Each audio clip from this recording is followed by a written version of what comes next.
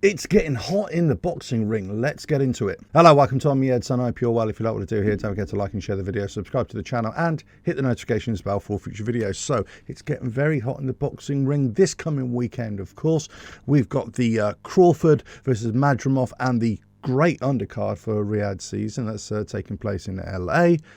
But obviously, we also can't make a video without this controversy that's going on in the Olympic Games right now with the boxer, the Italian boxer, female boxer, who just withdrew after about 46 seconds, because basically she's going against a competitor from Algeria who is, well, many are saying it's almost like a man. You know, she has got too many X chromosomes and things like that. It all gets very confusing. But the bottom line here is, before I get onto the Terrence Crawford thing, is now the bottom line is that the IOC, the International Olympic Committee, have backed their decision and defended their position to allow the Algerian Khelif and this Taiwanese boxer as well, the double world champion Lin Yu, to continue to fight, to allow them to fight, even though they have been banned by the IBA, which is the International Boxing Association, which covers all of the amateur boxing around the world, of course. Now, there's a big tug of war between the IBA and the IOC. So the IBA in the World Championships last year, they banned these two boxers from competing. Now, the issue here is not that they're transgender athletes or anything like that. This is basically, they were born with this condition. They were born as females, but they've just got just mixed chromosomes. So what you would find XY chromosomes in a male, and you wouldn't find those in a female. So basically, they are female without male parts, but they've got characteristics of male genetics, as it were. So, but they're still classified as females. But the problem is they've got the advantages of males. So under the IBA, because they've got raised levels of, let's say, testosterone and other attributes as well, they failed to qualify as female boxers. So they banned them. But because there's this big tug of war between the IBA and the IOC, where it's a long story why they've fallen out with each other, basically, the International Olympic Committee, the boxing section that covers the boxing, is a bit of a shambles, really. And they've allowed these two athletes. So it's come now to, you got one fight, Khelif, getting into a ring, and she's notably stronger than the Italian. Now, other boxers have come out and said, well, I fought this Khelif before, and yeah, I took my licks, and yes, you know, if you get punched in the face, you get punched in the face.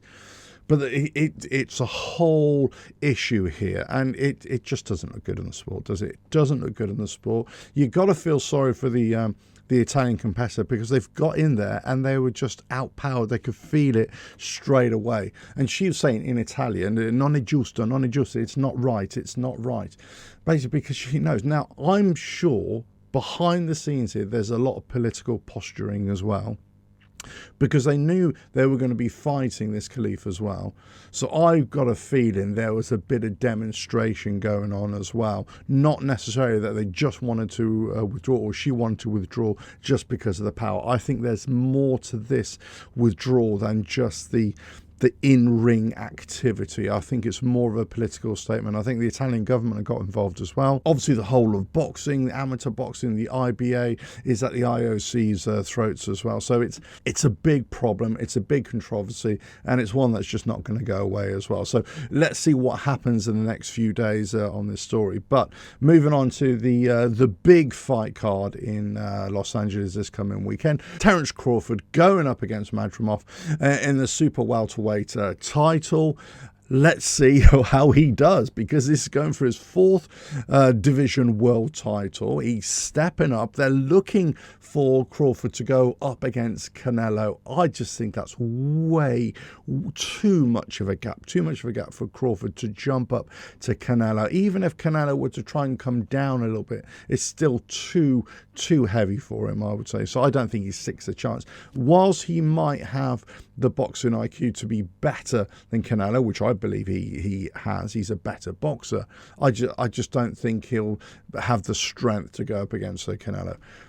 But let's just see if he's got the strength to go up against Madrimov here. Again, similar kind of thing. Boxing-wise, he's a better boxer.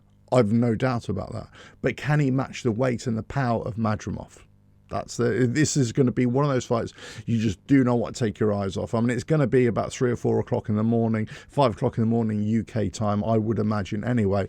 But this is going to be a fight that you're going to want to watch. You're going to want to watch on replay. You want to keep on watching as well. And I would not be surprised if there's a shock result in there. Not a boxing shock in terms of weight division against weight division, because actually you would imagine that Madrimov should be winning anyway. But the whole aura of Terrence Crawford, they think everybody he should win. I'm not so sure. I think it's going to be a very tight fight. And I think he's going to be outboxing Madrimov, but I think Madrimov is going to have that power.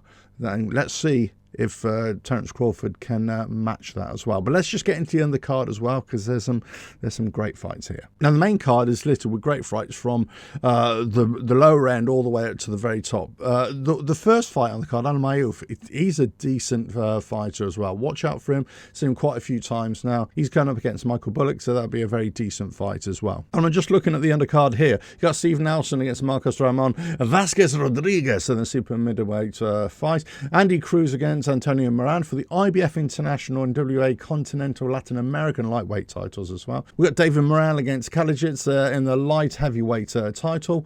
And then we've got Jared Anderson against Martin Bacoli for the WBO International heavyweight titles and also the US WBC. Now, listen, many people on the stateside might not know Martin Bacoli. If you watch a video which I did a few weeks ago, maybe a couple of months ago, I was saying the top 10 fighters right now, and I was saying, dark horse, Martin Bacoli, do not underestimate this man. He is a heavy guy, but he is a boxer. He can bang as well.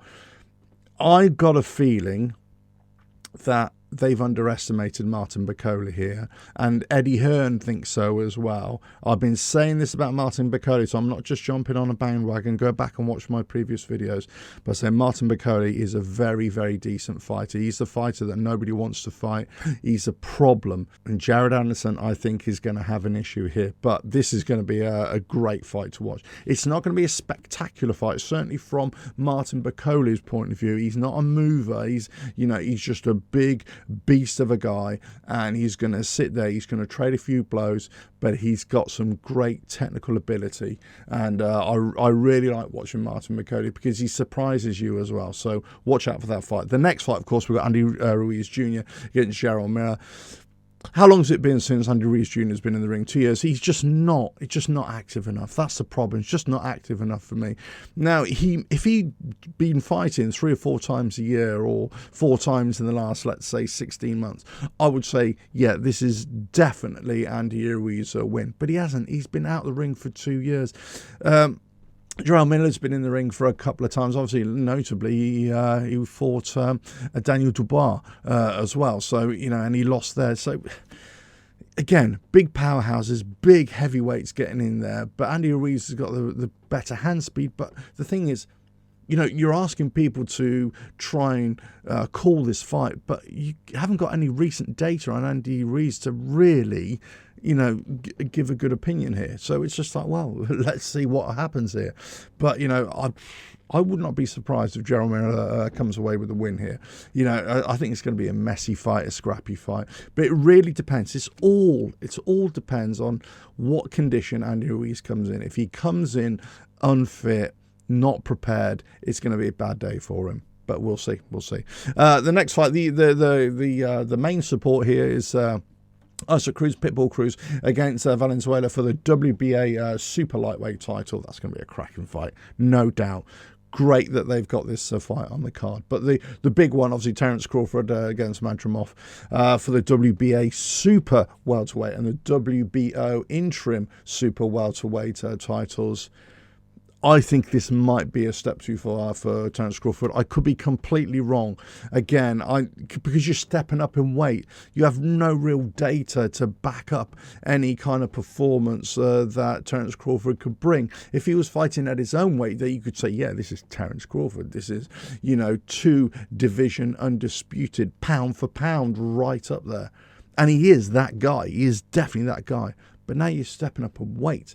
And if we're looking down the road where they're saying, no, we need to step up a couple more divisions to fight Canelo for this super fight, then you're like, going, that's a step too far, way too far. And now your first step is going to be a massive challenge as it is. Let us know your thoughts here. But when we're talking about stepping up in weight, it's easier for light guys to step up, and that's usually what happens. If you take the likes of, I don't know, Anui, for example, classic fighter, he stepped up 2 or 3 divisions, right? You've got other fighters from, I don't know, Lomachenko is one right now. I don't know, you've got name me a fighter from the past.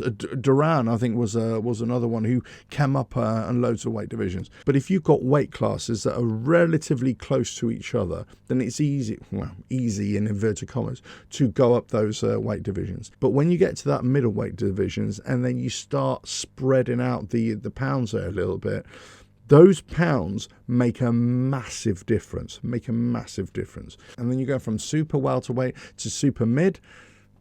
I'm not sure if that's going to even be possible. I think this is just a step too far for me. And I think this even might be a step too far. But what a cracking fight this is going to be. Let us know your thoughts in the comments below. But it's going to be hot in the ring. It's hot in here. Let us know your thoughts in the comments below. Can't wait for this weekend's boxing action. The Olympics is going on right now as well, so I'm keeping an eye on what's going on there. But yeah, definitely the boxing going on in the United States. Can't wait for it. Let us know your thoughts in the comments below. If you like what I do here, don't forget to like and share the video, subscribe to the channel, and hit the notifications bell for future videos. And I will catch you again on another video coming very soon. Bye now.